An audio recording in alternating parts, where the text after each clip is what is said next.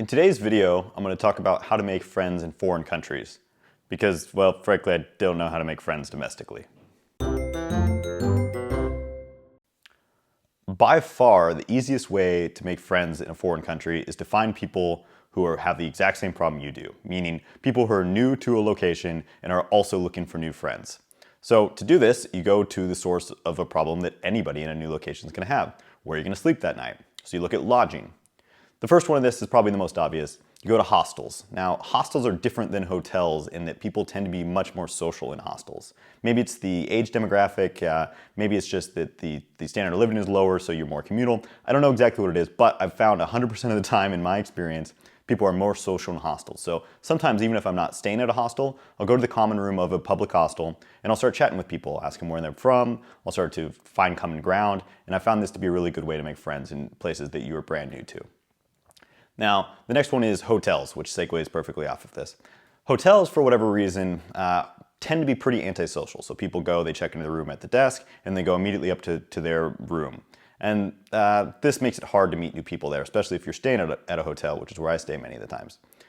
In this case, I found that there's one major exception to this antisocial rule at hotels. It's hotel lobby bars. So it really has nothing to do with drinking or paying for overpriced appetizers or whatnot, but I have found that hotel lobby bars are a great place to meet new people. So again, you just ask them where they're from, or you ask them where they're going, or if they have any inside information about the location. These have all been really easy icebreakers for me that work in hotel lobby bars to meet new friends.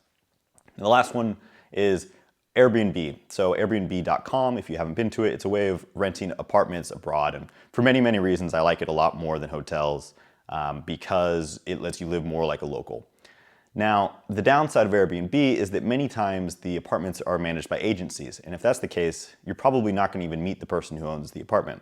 So you need to actively go out of your way, and I try to do this whenever I rent an Airbnb, and not rent from an agency. You rent from an individual who's actually going to be there. The nice thing about this is, well, they're a local and they can introduce you to other people. And if they're willing to open up their house to complete strangers, which is what they do on Airbnb, then they tend to be the kind of people that I like to hang out with anyways. So Airbnb has been a great way for me to make friends while I'm abroad.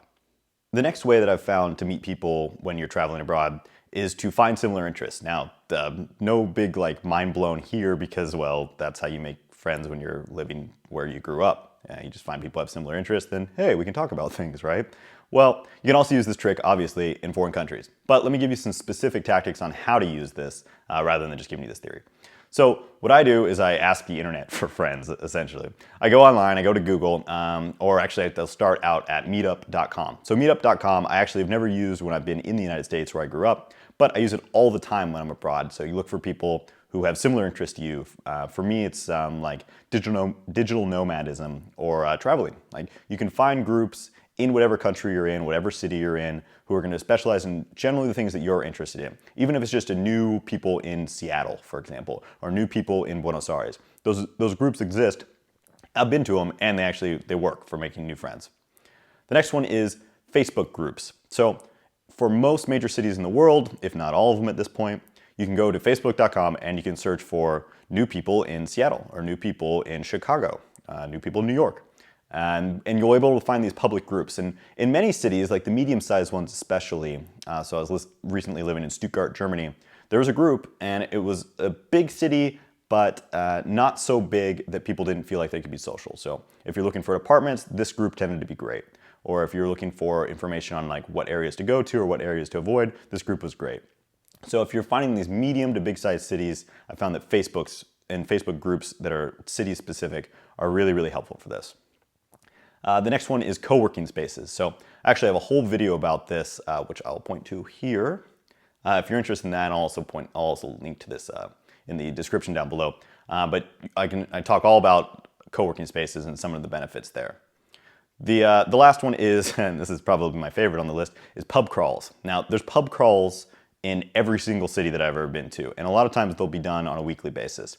So even if you're not a fan of drinking, this can be a really, really great way to just go meet other new people in the city. And actually, pub crawls are unique because not only do they have new people in the city, like people who are visiting, they also have people who are locals there and who just like to have a good time. So pub crawls are unique and generally really inexpensive, if not free. Great way to meet a bunch of new people and explore the city that you're in.